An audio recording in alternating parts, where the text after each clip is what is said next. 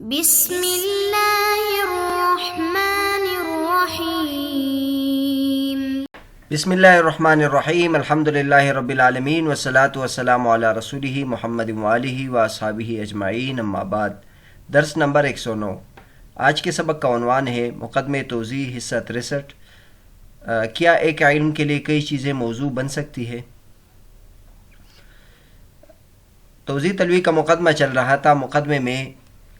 بنیادی طور پر دو مباحث ہیں، اصول فقہ کی تعریف اور اصول فقہ کا موضوع۔ تو اصول فقہ کی تعریفات سے متعلق مباحث گزر چکی ہے، پھر اصول فقہ کے موضوع سے متعلق مباحث بھی پچھلے اسباق میں گزر چکے۔ اصول فقہ کا موضوع الادلہ والاحکام ہے، یعنی دو چیزیں، ادلہ شرعیہ اور احکام۔ اس مناسبت سے کہ اصول فقہ کا موضوع دو چیزیں تھی، ادلہ اور احکام، علامہ صدر الشریعہ رحمۃ اللہ علیہ موضوع سے متعلق 3 مباحث ذکر فرما رہے ہیں، اور ان مباحث میں پہلی بحث یہ ہے کہ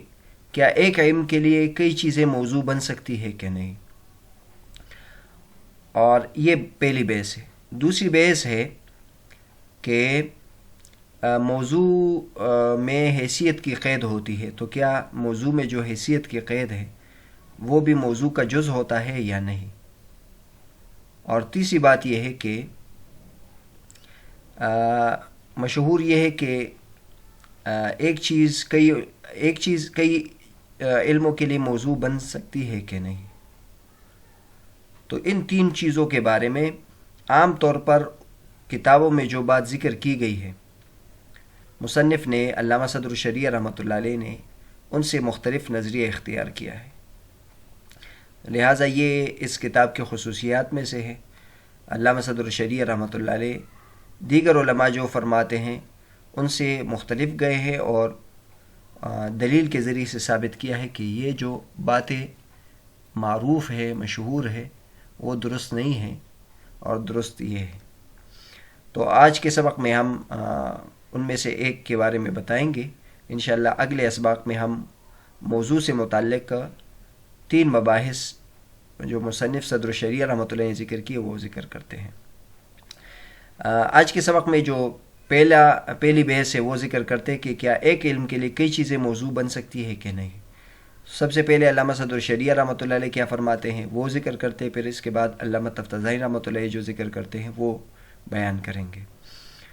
خلاصہ یہ ہے کہ علامہ صدر الشریعہ رحمۃ اللہ نے جمہور علماء کرام سے الگ نظریہ اختیار کیا ہے ان تینوں مباحث میں، اور پھر علامہ تفتزانی رحمۃ اللہ نے ان 3 مباحث میں مصنف پر رد کیا ہے۔ تو لہٰذا یہ وہ جگہ ہے جہاں علامہ صدر الشریعہ رحمۃ اللہ علیہ اور علامہ تفتزانی رحمۃ اللہ علیہ کے جو مناہج ہے اور طرز فکر ہے اس کا تقابل سامنے آئے گا۔ علامہ صدر الشریعہ رحمۃ اللہ فرماتے وَعْلَمْ أَنِّي لَمَّا وَقَعْتُ فِي مَبَاحِثِ الْمَوْضُوعِ وَالْمَسَائِلِ أَرَدْتُ أَنْ أُسْمِعَكَ بَعْضَ مَبَاحِثَهَا الَّتِي لَا يَسْتَغْنِي الْمُحَصِّلُ عَنْهَا وَإِنْ كَانَ لَا يَلِيقُ بِهَذَا الْفَنِّ منها أنهم قد ذكروا أن العلم الواحد قد يكون له أكثر من موضوع واحد كالطب فإنه يبحث فيه عن أحوال البدن الإنساني وعن الأدوية ونحوها، وهذا غير صحيح، والتحقيق فيه أن المبحوث عنه في العلم إن كان إضافة شيء إلى آخر، كما أن في أصول الفقه يبحث عن إثبات الأدلة للحكم، وفي المنطق يبحث فيه عن إيصال تصور أو تصديق إلى تصور أو تصديق، وقد يكون بعض العوارض التي لها مدخل في المبحوث عنه ناشئة عن أحد المضافين وبعضها عن الآخر، فموضوع هذا العلم كلا المضافين، وإن لم يكن المبحوث عنه الإضافة لا يكون موضوع العلم الواحد أشياء كثيرة۔ جان لیجئے کہ جب میں نے موضوع سے متعلق مباحث شروع کر دیے اور اس سے متعلق مسائل ہم نے شروع کر دیے،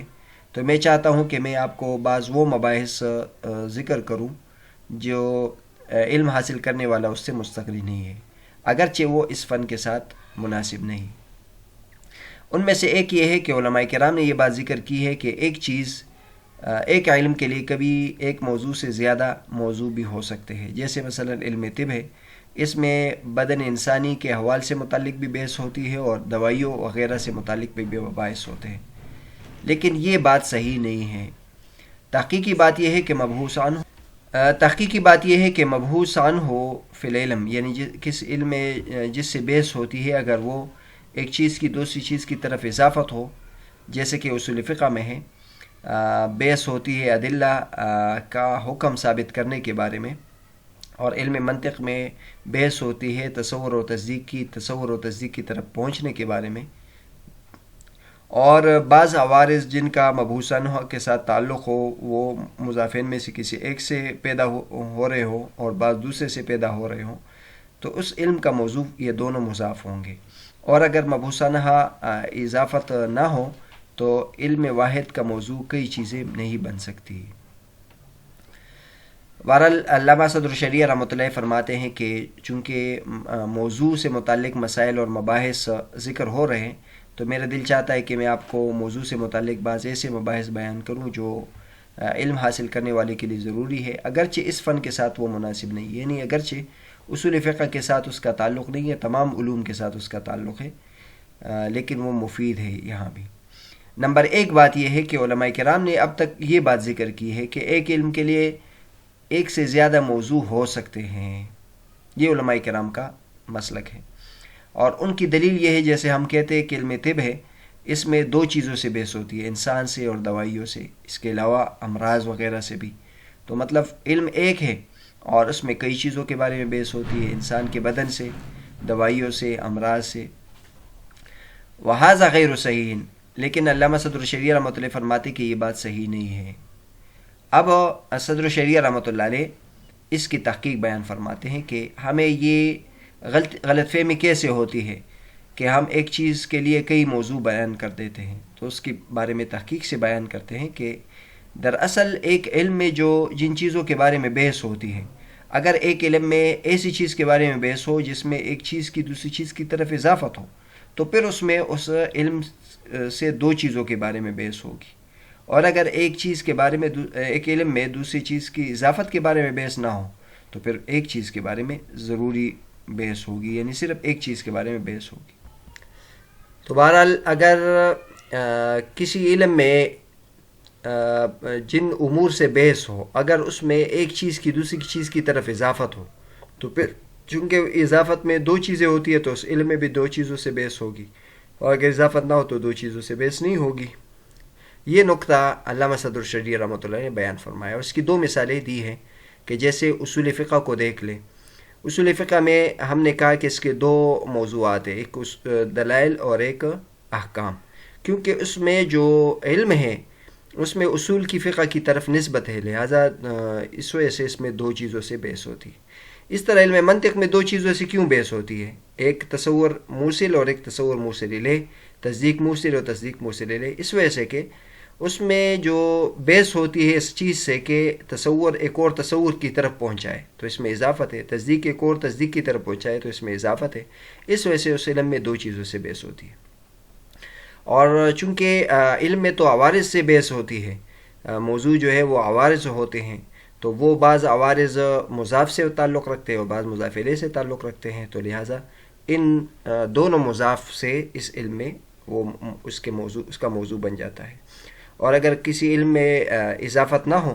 تو پھر صرف ایک چیز اس کے لیے موضوع ہوگی۔ اس کے بعد علامہ صدر الشریعہ رحمۃ اللہ فرماتے ہیں لأن اتحاد العلم واختلافه انما هو باتحاد المعلومات اي المسائل واختلافها فاختلاف الموضوع يوجب اختلاف العلم۔ یہ دلیل ہے علامہ صدر الشریعہ رحمۃ اللہ علیہ کی کہ ایک علم میں دو چیزوں سے کبھی بحث نہیں ہو سکتی،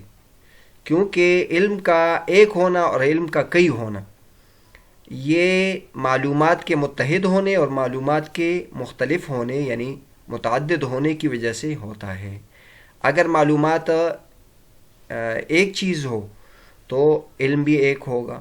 اور اگر معلومات کئی ہو تو پھر وہ علوم بھی مختلف ہوں گے، لہٰذا یہ نہیں ہو سکتا کہ اس چیز کے موضوعات کئی ہو۔ موضوعات کئی ہونا سے یہ معلوم ہوگا، سے یہ ثابت ہو جائے گا کہ وہ کئی علوم ہے، ایک علم نہیں ہو سکتا،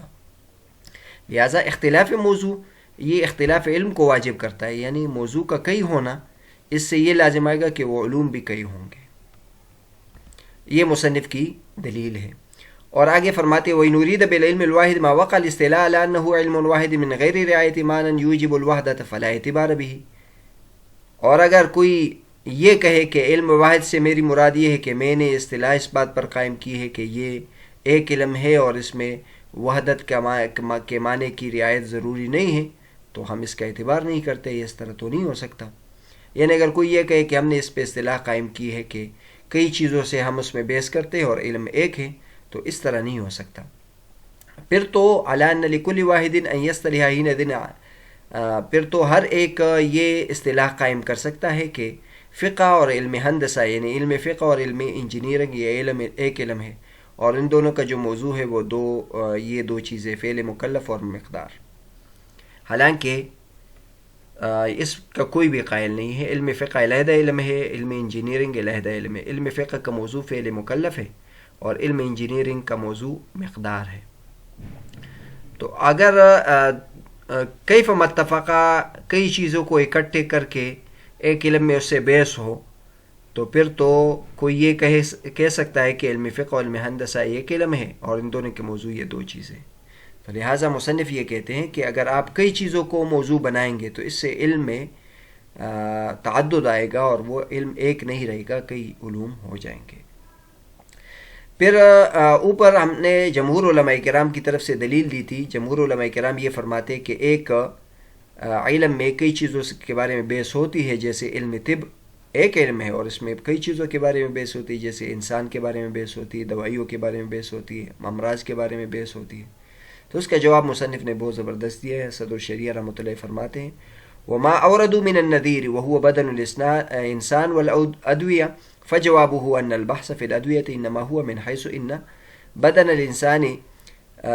يَصِحُّ بِبَعْضِهَا وَيَمْرِضُ بِبَعْضِهَا فَالْمَوْضُوعُ فِي الْجَمِيعِ بَدَنُ الْإِنسَانِ۔ اور انہوں نے جو نظیر پیش کی ہے جمہور علماء کرام نے، اور وہ کہ بدن انسان اور ادویہ یہ علم طب کا موضوع ہے، تو اس کا جواب یہ ہے کہ ادویہ میں بھی جو بحث ہوتی ہے تو اس اعتبار سے کہ بدن انسان ان میں سے بعض کے ساتھ صحیح ہوتا ہے اور بعض کے ساتھ بیمار ہوتا ہے، بس موضوع تمام صورتوں میں انسان کا بدن ہے۔ جواب دیتے ہیں کہ علم طب کا موضوع بھی ایک ہی چیز ہے اور وہ بدن انسان ہے۔ علم طب میں انسان کے جسم سے بحث ہوتی ہے،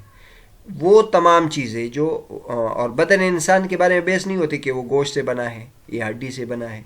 حادث ہے یا یہ چیز ہے، اس سے بارے میں بحث نہیں، بلکہ اس کے عوارض کے بارے میں۔ تو اس کے عوارض سے متعلق دوائیاں بھی ہے، اس کے عوارض سے متعلق امراض بھی ہے، اس کے عوارض سے متعلق جتنی بھی چیزیں ہیں جو علم طب میں اور ڈاکٹری میں اس سے بحث ہوتی ہے، وہ سب کا تعلق انسان کے جسم سے ہے۔ تو لہٰذا آپ کو کس نے بتایا کہ علم طب کا موضوع کئی چیزیں ہیں، بلکہ علم طب کا موضوع ایک ہی چیز ہے اور وہ انسان کا بدن ہے، اور یہ سب اس کے عوارض ہیں۔ ظاہر ہے چیز تو موضوع تو ایک ہی ہے اور اس کے عوارض کئی ہو سکتے ہیں، تو عوارض آپ نے جو مثالیں دی ہو تو عوارض کی مثالیں دی ہیں، لہٰذا یہ تعریف آپ کی یہ دلیل آپ کی درست نہیں ہے۔ تو بہرحال آج کے سبق کا خلاصہ یہ ہوا کہ مصنف نے موضوع سے متعلق 3 مباحث ذکر کیے ہیں، اور ان 3 مباحث میں مصنف نے جمہور علماء کرام سے اختلاف کیا ہے۔ اور آپ نے شروع میں بھی ہم نے بتایا تھا کہ علامہ صدر الشریعہ رحمۃ اللہ علیہ کی یہ خصوصیت ہے کہ وہ اللہ تبارک و تعالیٰ نے کو اضافی علم دیا تھا، اور انہوں نے اپنی تمام کتابوں میں اضافی زوائد اور معلومات اور فوائد ذکر کیے ہیں، ایسی باتیں جو اس سے پہلے کسی نے نہیں کی تھی۔ انہوں نے دوبارہ غور فکر کر کے اس میں اپنے آراء اور اپنے اجتہادات کا ذکر کیا ہے، ان میں سے ایک یہ مقام بھی ہے۔ اب تک علماء کرام یہ فرماتے ہیں کہ ایک علم کا موضوع کئی چیزیں ہو سکتی ہیں، لیکن صدر الشریعہ رحمۃ اللہ فرماتے ہیں کہ ایک علم میں صرف ایک چیز کے بارے میں بحث ہوگی، اور جہاں ہمیں یہ معلوم ہوتا ہے کہ اس میں کئی چیزوں کے بارے میں بحث ہے، وہ در حقیقت ایسا ہوتا ہے کہ اس علم میں ہی 2 چیزیں ہوتی ہیں۔ جیسے مثلا اصول فقہ میں ہم نے بتایا کہ اس میں 2 چیزوں سے بحث ہوتی ہے، تو دراصل اس علم میں ہوتا بھی 2 چیزیں ہیں، یعنی اصول الفقہ اور چونکہ اس علم میں ہوتا یہ ہے کہ اس میں اصول ہوتے جو فقہ کی طرف پہنچاتے، ایک چیز دوسری چیز کی طرف نسبت ہوتی ہے، لہٰذا اس میں ان دو چیزوں کے بارے میں بحث ہوتی ہے. ورنہ ایسا نہیں ہو سکتا کہ ایک چیز میں دو چیزوں کے بارے میں، ایک علم میں دو چیزوں کے بارے میں بحث ہو. تو جمہور علماء کرام کا مسلک ذکر کیا، اور اس کے بعد صدر شریعہ رحمۃ اللہ کا مسلک ذکر کیا، جمہور علماء کرام کی دلیل ذکر کی، اور ساتھ پھر صدر شریعہ رحمۃ اللہ کی دلیل ذکر کی، اور انہوں نے جمہور علماء کرام کی طرف سے جو جواب دیا تھا وہ بھی ذکر کر دیا. اس کے بعد اگلے سبق میں تفتازانی رحمۃ اللہ علیہ کی اس موضوع سے متعلق رائے ذکر کریں گے کہ وہ کیا فرماتے ہیں.